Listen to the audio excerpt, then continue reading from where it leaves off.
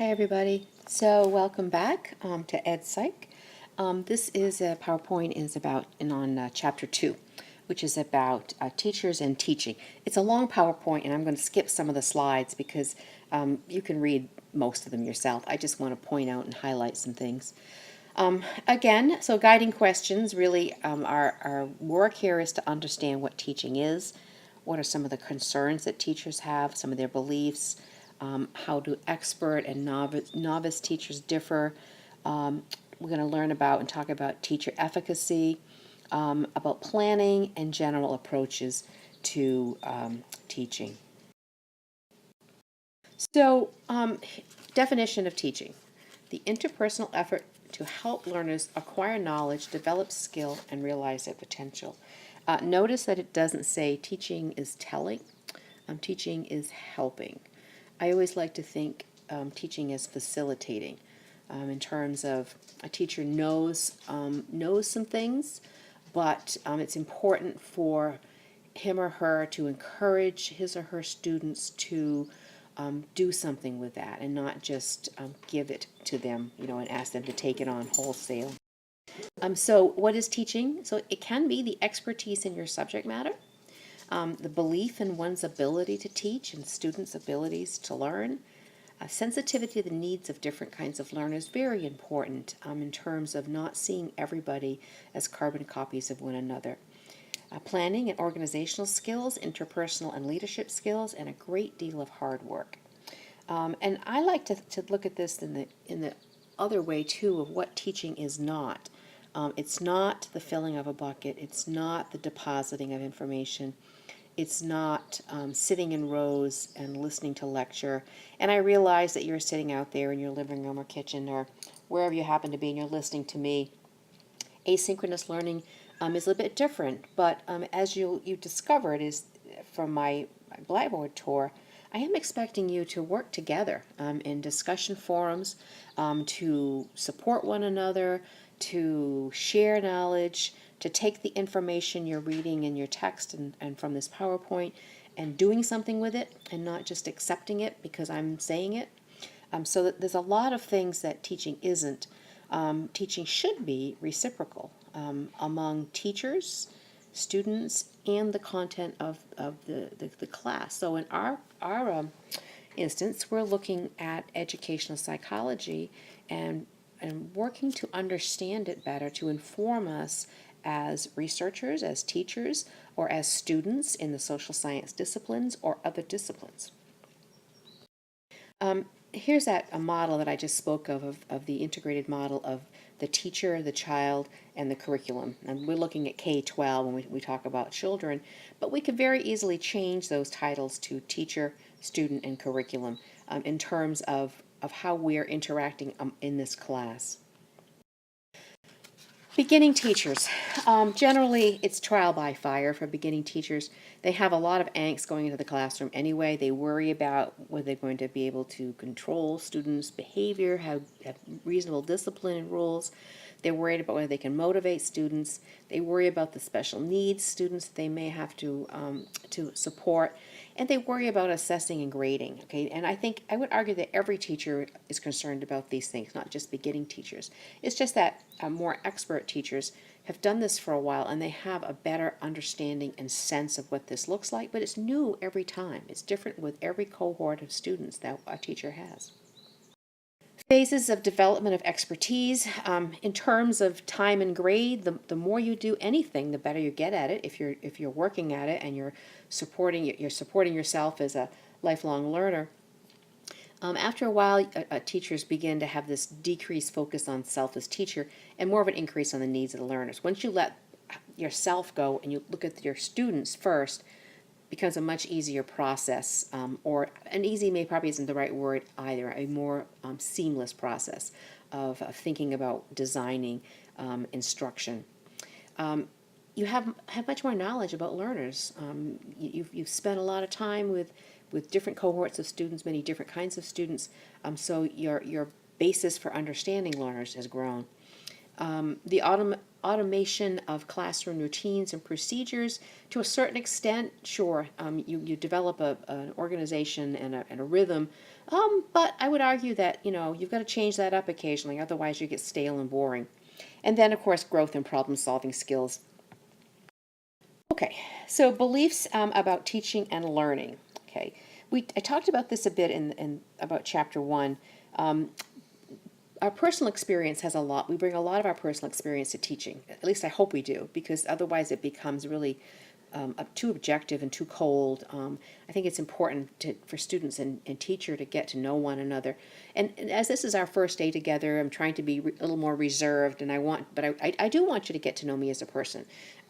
For instance, I'm doing these recordings at home this weekend, and I have a little pug that's running around, and I've got 2 cats, and I'm babysitting for my daughter's Nova Scotia duck-tolling retriever. So if you hear noises in the background, it's the dogs and the cats. They may bark, but that's my personal experience in terms of my everyday life, and I do a lot of work from home, and you need to know that. Experience with schooling and instruction. So we also bring the experiences we've had when we were students.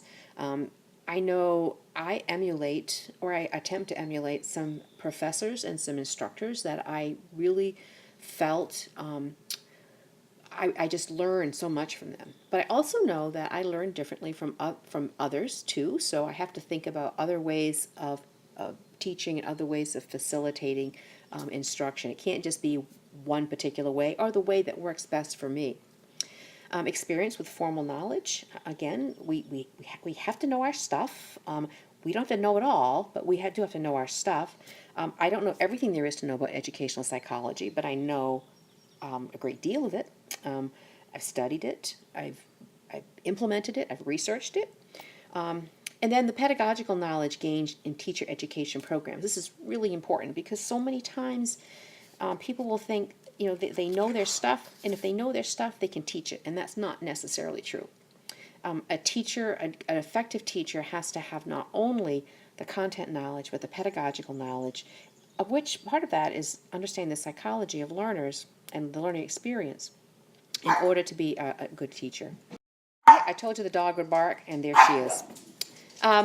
Okay, content pedagogical and content pedagogical and pedagogical content knowledge. So content knowledge is what we know about our subject matter.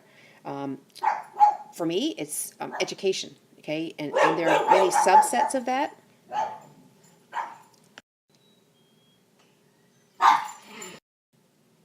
Okay, so now that I've gotten the dogs to stop barking, I'm back again. I apologize for that. But as I said, I live in a menagerie sometimes. So pedagogical knowledge then is the knowledge about how to teach. It's the instructional strategies. It's knowing the learning theories, knowing how to impart your knowledge.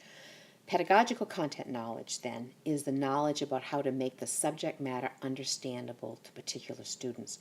In other words, having a toolkit of instructional strategies and skills so that what your content area is, you can make that understandable to other students. Okay, I'm going to skip this one. We kind of went over this before. Okay, teaching efficacy. This is an important term, efficacy. So teaching efficacy is a teacher's judgment of or confidence in his or her capacity to cope with the teaching situation in ways that bring about desired outcomes. And in short, it means believing that you can do it, believing that you have the capacity to help students to learn. And as the book notes, the beginning teachers, they have considerable anxiety and doubt over their ability to cope with this. But developing teaching efficacy is something that takes a while to happen. Okay, so assessing teacher efficacy. On page 42, you'll find a nice little chart, a table, I should say, table 2.5. And there are 3 factors here. Efficacy for the classroom management, efficacy for student engagement, and efficacy for instructional strategy. So I'll direct you to page 42 for that table to really investigate that further. Special needs. So special needs can be both cognitive, physical disabilities, or it could be gifted and talented. That's considered special needs as well in terms of providing a different kind of learning experience. So teachers with a high sense of teaching efficacy are less apt to refer their students and more apt to look for ways within the classroom to support those learners. That doesn't mean that eventually that student wouldn't be referred for special education or for some sort of intervention or enrichment program, but a teacher with good teaching efficacy will look for solutions within the classroom. Okay, metaphors for teaching. This is going to be one of your discussion forums this week, so I'm going to kind of introduce it to you here. Creating a metaphor for teaching. You can really help teachers improve their classroom practice. And even if you're not planning to be a teacher, this exercise will help you to think about your beliefs about teaching.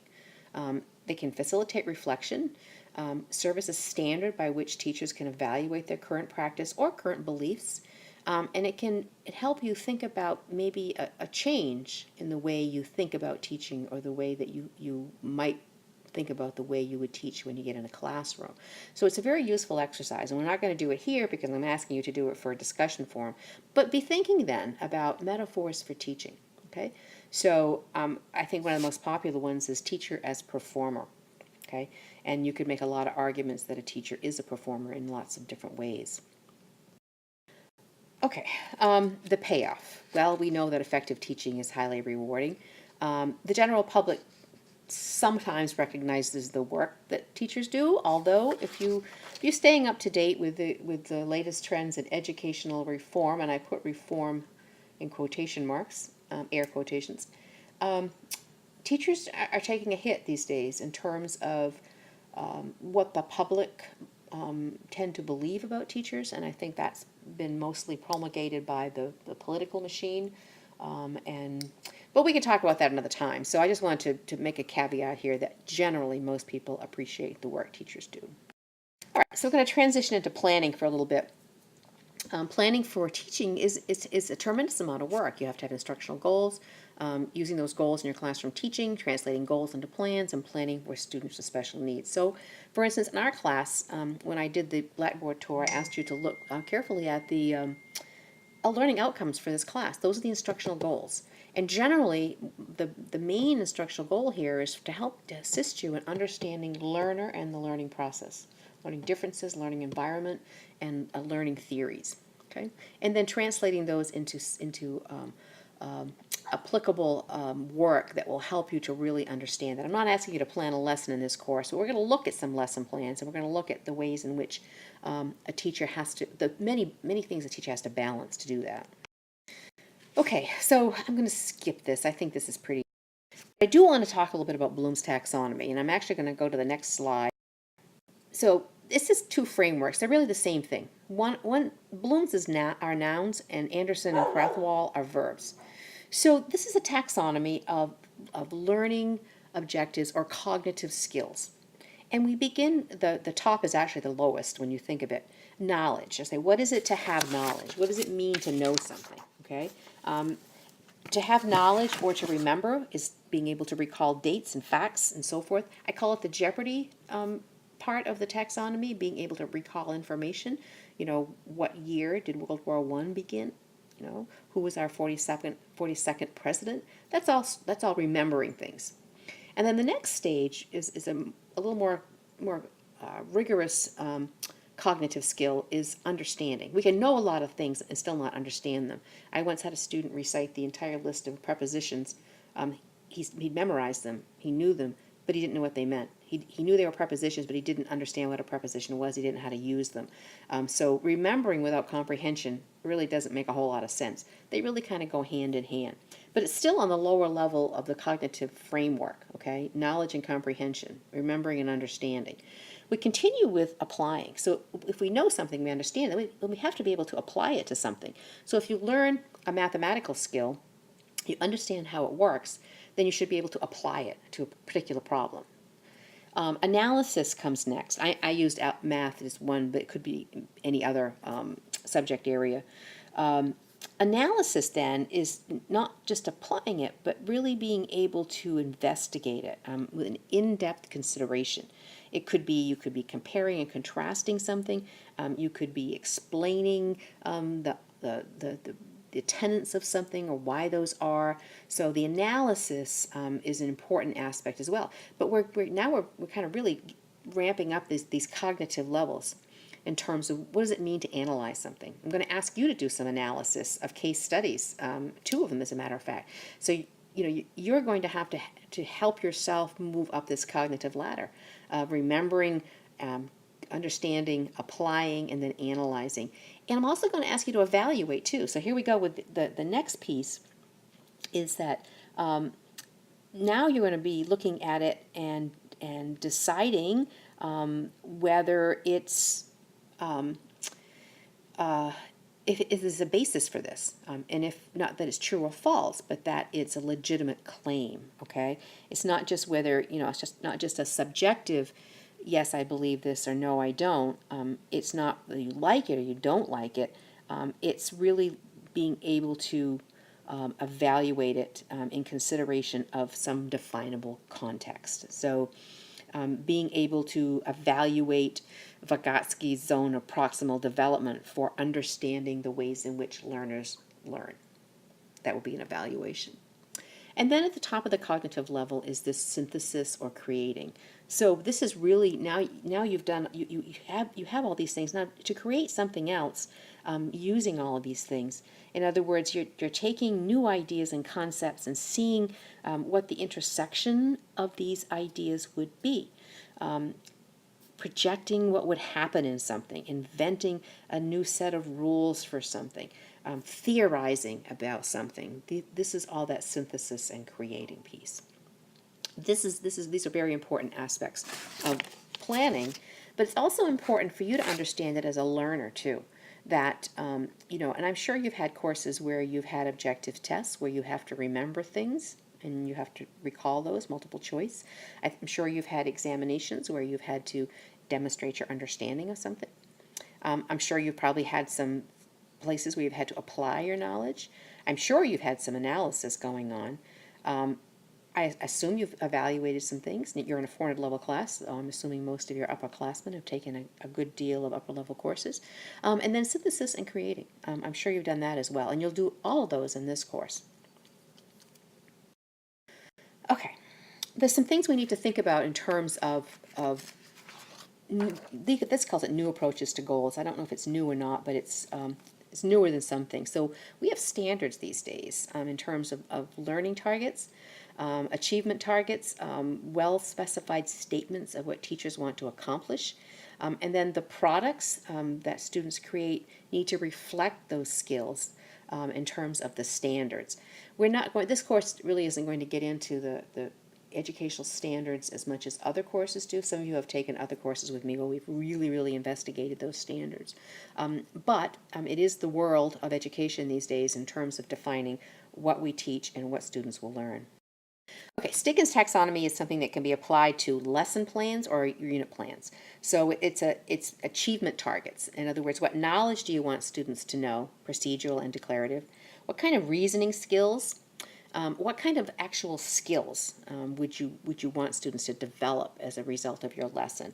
What will they produce? And what kinds of attitudes and dispositions do you want them to acquire? These are habits of mind, perseverance, or curiosity, things like that. Now, Bloom would have said that products would be an assessment, but Stiggins doesn't see it that way. He sees it as something to demonstrate the knowledge, not so much as an assessment as we think of it in terms of a test. I think I'd call it an assessment too, but I'm not going to argue with Stiggins on this. Translating goals into plans, and this is the lesson planning process that we're not going to do an awful lot of in this course, but we are going to recognize the steps that it takes to do. Again, planning on instructional time and scheduling, block scheduling. In our case, we have at the University of Maine, we have blocks of 3 hours for courses. And by the way, just because this is an online course doesn't mean that you shouldn't reserve those 3 hours for class in terms of accessing the videos, having conversations with your peers and so forth. And for every hour you spend in a classroom, you should spend 2 out. So that means that's 369 hours. And we are a double time here, so you can almost double that in terms of the time you should be devoting to the class. I'd say 9 to 12 hours is probably what's going to happen if you're going to do it well. And read and take notes, engage in meaningful discussion, access the videos, and so forth and so on. Dogs are barking again. In terms of levels of planning, you can plan for the whole year. You can do seasonal plans. You can instructional units, have daily lesson plans. So looking at lesson plans, what is the teacher trying to accomplish? What assumptions go in here? Could I teach these lessons from a plan? Would I want to? Are the assessment procedures adequate? How likely are students to respond? How might I improve the plan? And how difficult would it be? Lesson study, this really is peer observation. It's being able to observe another teacher and have conversations, analyzing the outcome, reflect, and then revise as needed. Planning for students with special needs. I'm not going to go into this too much. We know we have general approaches to teaching, expository, discovery, and direct that help us to understand that a little bit better. So, Ausubel and meaningful learning. And this is the difference between rote and meaningful learning. Rote meaning is just verbatim memorization with little or no connection to what students already know. So it's not that scaffolded learning that we need to do. Meaningful learning, on the other hand, has some authenticity to the learner. It's something the learner wants to know. And the relationship of what the learner already knows and the new information has to be connected for them. So if there's a big gap there, and this is where Vygotsky's zone of proximal development comes in, we're going to look at in Chapter 3 and beyond, if we're introducing something that's totally new to a student and they don't have anything to hang it on to, any kind of prior knowledge to hook it to, very difficult to learn. I'm going to skip these. I don't think we need to go into depth with all of these. Okay, so that takes us to the end, and really just summing it up now of, we've looked at what is teaching, what concerns do teachers have, what are teachers' beliefs, what are the differences between novice and veteran teachers, how do teachers develop teaching, how do teachers plan for instruction, and what are some general approaches to teaching. So a lot going on in this chapter in terms of background information. If I had to pull out the most important things, I'd want you to really pay attention to Bloom's taxonomy. I'd like you to look at some of those lesson plans that are at the end of the chapter, just to get a sense of how various lesson plans can be put together. The chapter gives a nice summary at the end, so that can help you to think about some of the important aspects of this. So I'm going to leave it at that. Have a great day.